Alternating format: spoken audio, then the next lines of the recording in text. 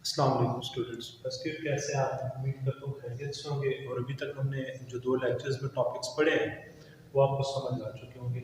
आज हम एक और बेसिक टॉपिक जो है उसको डिस्कस करेंगे और वो टॉपिक है कॉन्सेप्ट ऑफ मोल का। कॉन्सेप्ट ऑफ मोल और इसके साथ ही फिर हम आगे दूसरा टॉपिक देखेंगे एवोगैड्रोस नंबर और इनके रेलेवेंट जो न्यूमेरिकल्स होंगे या जो फार्मूलाज हैं वो देखेंगे और फिर हम न्यूमेरिकल सॉल्व करेंगे। देखिए जी, हमने अपने पहले लेक्चर में भी कहा था और 9th क्लास में भी आप पढ़ते हैं कि जो सब्सटेंसेस जो केमिकल सब्सटेंसेस हैं, ठीक है, ये एटम्स से मिलकर बनी होती हैं या ये मॉलिक्यूल से मिलकर बनी होती हैं या ये फिर आयंस से मिलकर बनी होती हैं। यानी सब्सटेंस जो है वो या तो एटम से मिलकर बनी होगी या आपके पास मॉलिक्यूल से या आयंस से। ठीक है जी, या हमने इसको यूँ कहा था कि जो इनऑर्गेनिक मैटर है वो या एटम से मिलकर बना होता है या मॉलिक्यूल से मिलकर बना होता है या आयंस से बना होता है। ठीक है, और ग्रीन में हम वो भी देख लेते हैं इनऑर्गेनिक मैटर। अब देखिए जी, जो एटम का मास है उसको हम कहेंगे एटॉमिक मास। मॉलिक्यूल का मास जो होगा उसे हम कहते हैं मॉलिक्यूलर मास और जो आयंस का मास होता है उसको हम फार्मूला मास की फॉर्म में लिखते हैं। ठीक है, तो एटम के मास को हमने कह दिया एटॉमिक मास, मॉलिक्यूल के मास को हमने कह दिया मॉलिक्यूलर मास और आयन के मास को हमने कह दिया फार्मूला मास। अब हमने लास्ट टाइम जो टॉपिक देखा था रिलेटिव एटॉमिक मास का, जिसमें हमने कहा था रिलेटिव एटॉमिक मास जो है वो मास होता है जो one atom of mass of an atom of an element as compared to carbon 12 as compared to mass of carbon 12। ठीक है, तो डिटेल में हमने उसको डिस्कस किया था कि किसी भी एलिमेंट के एक एटम का मास जो किसके एज कंपेयर्ड टू कार्बन 12 के इक्वल है उसका नाम देते हैं रिलेटिव एटॉमिक मास। तो जब हम किसी भी एटम के एक वन एटम का मास है, ठीक है, मास ऑफ वन एटम, तो वो भी एटॉमिक मास होगा। और जब हम अच्छा, अब जब हम इस एटम को, इस एटॉमिक मास को AMU में एक्सप्रेस करते हैं और एक है जी ग्राम में एक्सप्रेस करते हैं। ग्राम हमारा कॉमन यूनिट है, हम जो यूज कर रहे हैं। जब हम इसको AMU में एक्सप्रेस करें तो that will be the mass of one atom, that will be the mass of one atom। और जब हम इसे ग्राम में एक्सप्रेस कर रहे हैं तो ये क्या रहेगा जी, ग्राम एटम्स, या हम इसको नाम देंगे मोल। इसको नाम देंगे ग्राम एटॉमिक मास, ये ग्राम, इसको हम नाम देंगे एटॉमिक मास यूनिट, ये AMU का, इसको हम कहेंगे ग्राम एटॉमिक मास या इसका मोल, ग्राम एटॉमिक मास और मोल।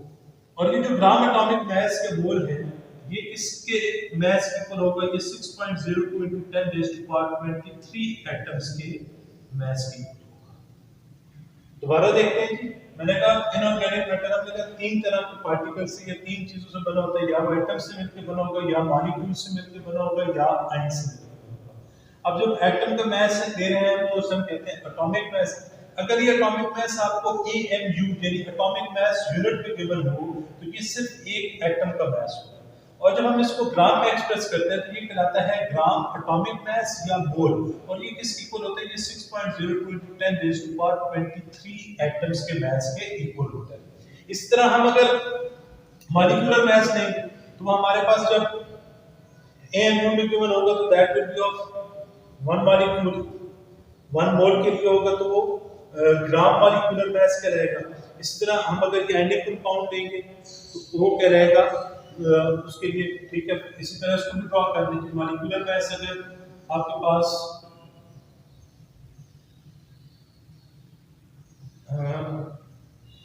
फॉर वन मॉलिक्यूल होगा तो ये आपके पास AMU में आएगा।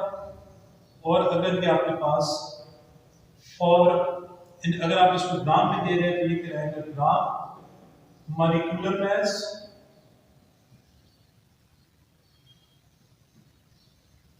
और मोल, और ये किसके लिए होगा, ये 6.02 into 10 raised to power 23 particles या मॉलिक्यूल्स के। इसी तरह अगर हम फार्मूला मास को AMU में एक्सप्रेस करें तो ये 1 यूनिट के लिए, ये 1 यूनिट के लिए होगा, और अगर ये ग्राम में एक्सप्रेस हो रहा है तो ये क्या रहेगा, ग्राम formula mass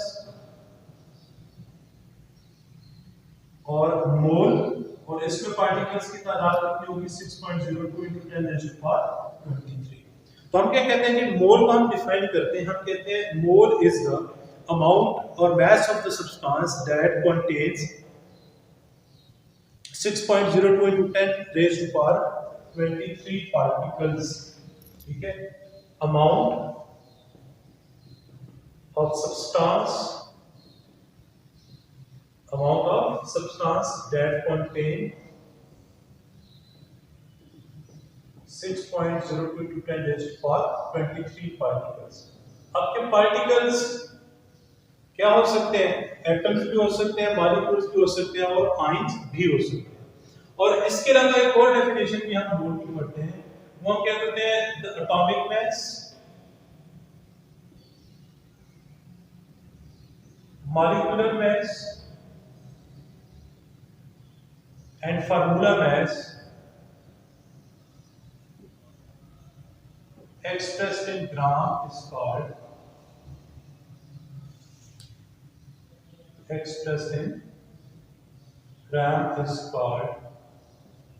one mole, simply।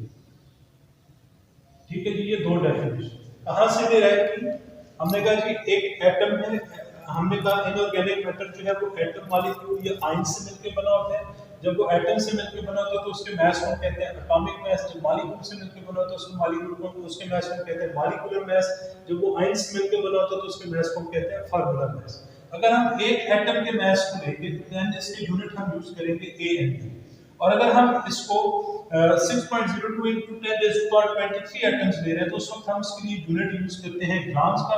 ये कहलाता होता है, उस वक्त ये एटॉमिक मास कहलाता है ग्राम एटॉमिक मास, ये 1 मोल या मोल की होगा। इसी तरह अगर हम मॉलिक्यूल की बात करें तो मॉलिक्यूल का मास मॉलिक्यूलर मास कहलाता है। अगर हम एक मॉलिक्यूल का मास ले रहे होंगे तो हमारे पास AMU में आएगा। अगर हम 6.02 into 10 raised to power 23 molecules का मास ले रहे हैं तो that will call gram molecular mass और मोल। और इसी तरह अगर हम एक आयन के लिए एक यूनिट का मास ले रहे हैं तो दैट विल बी AMU, और अगर हम 6.02 into 10 raised to power 23 units का मास ले रहे हैं तो that will become gram formula mass और 1 मोल।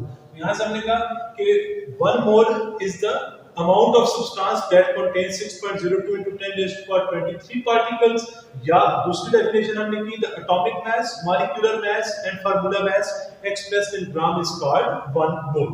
इसके अलावा एक और लफ्ज है, एक और छोटी सी डेफिनेशन है, वो है मोलर मास। ये होता है मास ऑफ 1 मोल ऑफ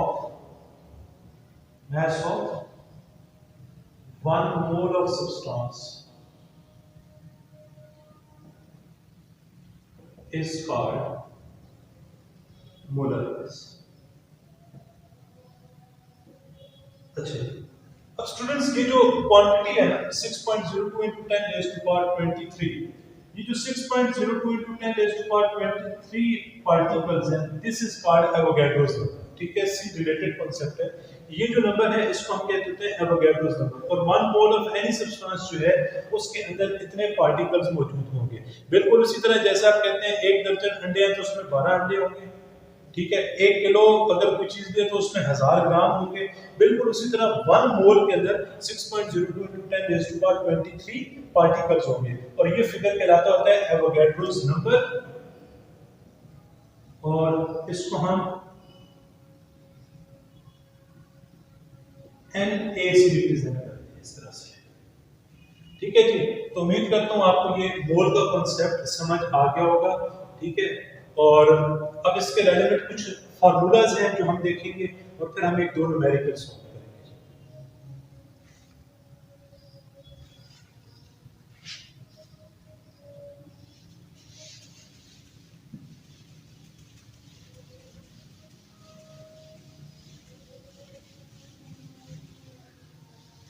पहला फार्मूला जी जो हमने देखना है, अगर आपको मैस दे देते हैं और आपने नंबर ऑफ मोल्स कैलकुलेट करना है, तो उसके लिए आप फार्मूला यूज करेंगे number of moles is equal to given mass, जो कि इसमें होगा गिवन मैस इन ग्राम्स। अगर वो किलोग्राम्स में या किसी और यूनिट में दिया तो आप उसे ग्राम में कन्वर्ट करेंगे, डिवाइडेड बाय मोलर मास। अच्छा जी, इसी फार्मूले को हम दो फॉर्म्स में चेंज करते हैं। अगर कभी ऐसा हो जाए आपको नंबर ऑफ मोल्स दिए हुए और आपको कहे कि आपने ये मैस मालूम करना है कि कितना मैस आपको उपयोग है, तो उसके लिए आप क्या करेंगे, इस नंबर ऑफ मोल्स के साथ मोलर मैस को मल्टीप्लाई करेंगे, इधर डिवाइड होगा तो इधर जाके मल्टीप्लाई। तो उस वक्त ये फार्मूला क्या बन जाएगा, number of moles multiply by molar mass is equal to given mass in gram. और एक तीसरा तरीका, अमूमन इस तरह न्यूमेरिकल पूछता नहीं है, लेकिन अगर पूछे तो क्या होगा, अगर आपको कहें कि इतना मास दिया हुआ है किसी सब्सटेंस में, तो उसके नंबर ऑफ मोल्स इतने हैं, तो उसके मोलर मास कैलकुलेट करें। तो उसके लिए आप इस फार्मूले को कैसे रीअरेंज करेंगे, ये मोलर मास इधर चले जाएगा, नंबर ऑफ मोल्स इधर डिनोमिनेटर में आ जाएगा। तो फिर क्या आपके पास इक्वेशन बन जाएगी, molar mass is equal to mass in gram divided by number of moles. अच्छा जी, ये तीन नंबर ऑफ मोल्स के लिए फार्मूलाज है। फिर इसी तरह अगर आपको कहे कि नंबर ऑफ पार्टिकल्स निकालना है, तो नंबर ऑफ पार्टिकल्स निकालने का फार्मूला है, अब नंबर ऑफ पार्टिकल्स में आपके पास एटम्स भी हो सकते हैं, पार्टिकल्स में आपको एटम्स भी कह सकते हैं, मॉलिक्यूल्स भी कह सकते हैं और आयंस भी कह सकते हैं। तो नंबर ऑफ पार्टिकल्स निकालने के लिए जो फार्मूला है वो है mass in gram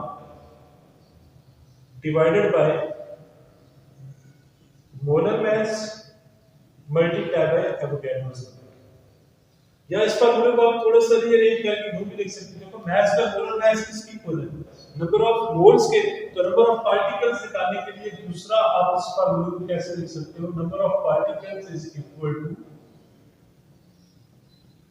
number of moles multiply by Avogadro's number. तो ये 4 से 5 फार्मूले हैं जिन्हें हमने अभी अपने न्यूमेरिकल्स में यूज करना है। तो सबसे पहले हम नंबर ऑफ मोल्स को कैलकुलेट करेंगे, फिर हम मोल्स ले लेंगे और हम molar mass calculate mass in gram calculate करेंगे। फिर एक हम सपोज कर लेंगे जिसमें नंबर ऑफ मास और हमें मास और नंबर ऑफ मोल्स होंगे तो मोलर मास फाइंड कर लेंगे, और फिर दो न्यूमेरिकल हम देखेंगे एग्जांपल के तौर पे नंबर ऑफ पार्टिकल्स के लिए। तो चलें जी स्टूडेंट्स, चलते हैं थोड़ा सा कैलकुलेशंस की तरफ।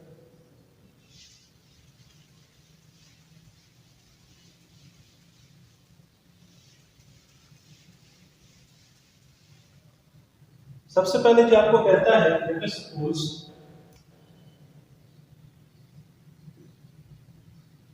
कैलकुलेट नंबर ऑफ मोल्स, ये आपको दे रहे हैं 10 ग्राम ऑफ सोडियम, ये आपको दे रहे हैं 0.1 kilogram of magnesium,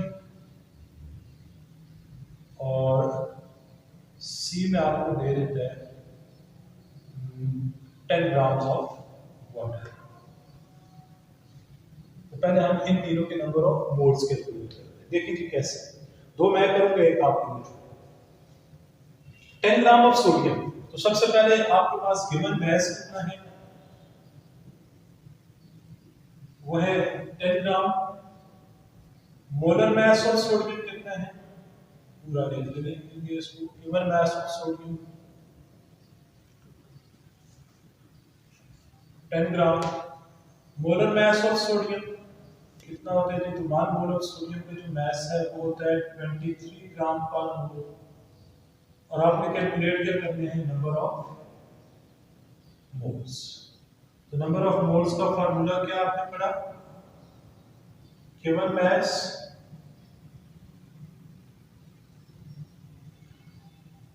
divided by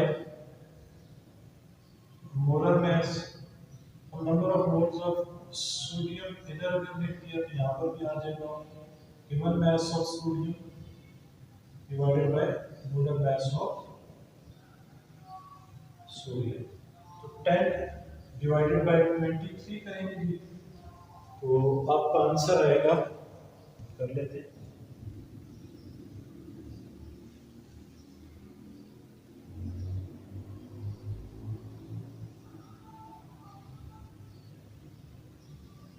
0.43 0.43। Next हमारे पास है 0.1 किलोग्राम ऑफ मैग्नीशियम।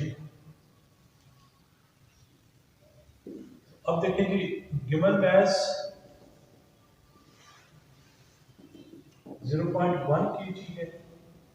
अब हमने मैस लेना होता है हमेशा ग्राम, तो इसको हम ग्राम में कन्वर्ट करेंगे, तो इसको 1000 से मल्टीप्लाई कर देंगे। तो हम इसको 1000 से मल्टीप्लाई कर देंगे तो ये बन जाएगा 100 ग्राम।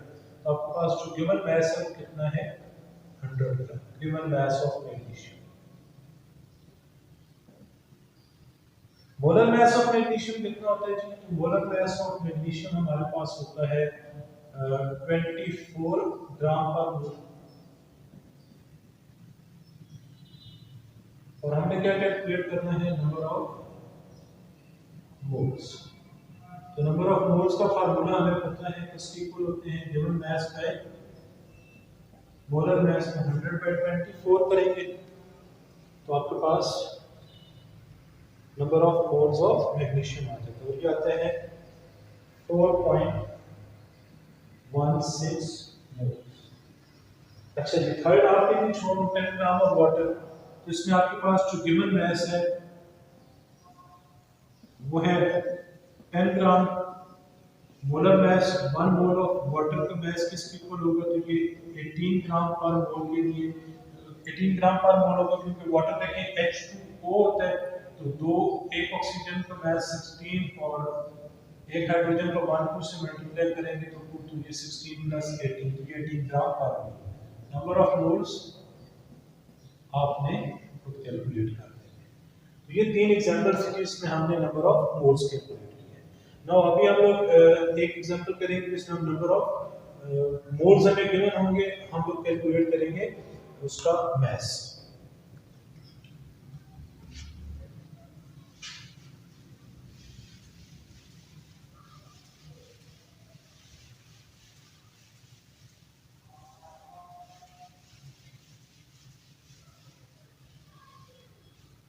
अच्छा जी, लेट अस सपोज हमें कहता है जी calculate the mass of 0.25 moles of KOH। ठीक है जी, सपोज कर लेते हैं मेन क्वेश्चन। अब देखिए आपको कहता क्या है, आपके पास नंबर ऑफ मोल्स हैं कितने, 0.25 moles. Molar mass of KOH भी निकाल लेते हैं जी, और आपने मालूम क्या करना है, mass in gram.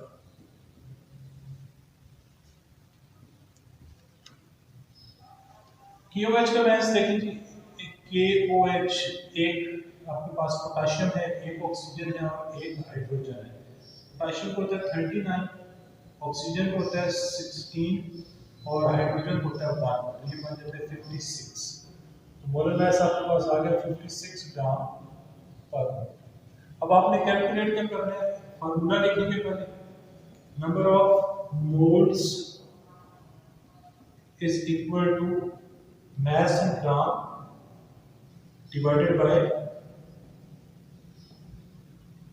molar mass। तो नंबर ऑफ मोल्स आपके पास है 0.25, ठीक है, इधर देखने बेशक मोल्स, ये किसके इक्वल है जी, मास आपने कैलकुलेट करना है, और मोलर मास आपके पास है 56 ग्राम और ये तो डिनोमिनेटर में तो जाकर मल्टीप्लाई हो जाएगा, तो मास इन ग्राम किसके इक्वल आ जाएगा, mass is equal to 0.25 multiply by 56। इसको जब हम मल्टीप्लाई करते हैं जी तो 0.25 मल्टीप्लाई बाय 56, तो आंसर आता है 14। ठीक है, तो ये आपके पास मैस है KOH का। नेक्स्ट हमें कहते हैं let us suppose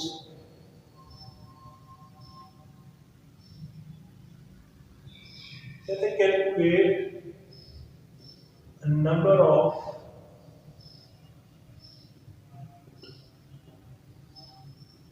molecules in 10 gram of methane. इस तरह आपको स्टेटमेंट भी दे सकता है और आपको CH4 भी लिखकर दे सकता है। तो आपने क्या करना है, नंबर ऑफ मॉलिक्यूल्स फाइंड करना है। तो सबसे पहले जी हमारे पास क्या है, mess, given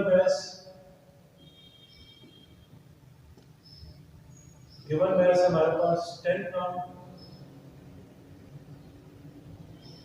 molar mass of methane यानी CH4 होता है, तो एक कार्बन और 1 मल्टीप्लाई बाय 4 हाइड्रोजन का मैस हो जाएगा 16 ग्राम पर। Number of molecules find out करते हैं। ठीक है जी, तो बिल्कुल सीधा सा फार्मूला लगाएंगे, वो जो हमने पढ़ा था नंबर ऑफ पार्टिकल्स वाला, वहां पर हमने नंबर ऑफ पार्टिकल्स लिखा था, हम यहां पर नंबर ऑफ मॉलिक्यूल्स लिखेंगे। किसकी इक्वल है वैल्यू, मैस इन ग्राम या ह्यूमन मैस की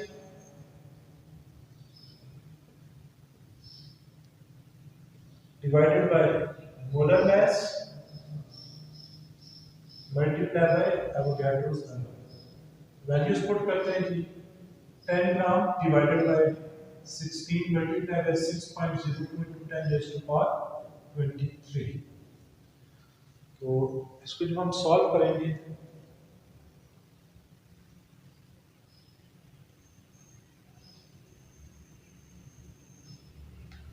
देखिए जी 10 6 और 60 हो जाएगा, और 10 6 और 60 डिवाइडेड बाय 16 करेंगे तो आंसर आ जाएगा 3.14 10 raised to power 23। इसी तरह इसके साथ तो 10 ग्राम ऑफ मीथेन में हमारे पास 3.14 into 10 raised to power 23 molecules. तो ये जो हमारा टॉपिक था कांसेप्ट ऑफ मोल, और उसको हमने फिर आगे एवोगैड्रोस नंबर के साथ रिलेट किया और फिर इसके रेलेवेंट जो न्यूमेरिकल्स होते हैं उनको हमने सॉल्व किया। उम्मीद करता हूँ आपको ये टॉपिक समझ आया होगा। अगर कोई क्वेश्चन हो, कोई बात समझ नहीं आए तो जरूर कमेंट बॉक्स में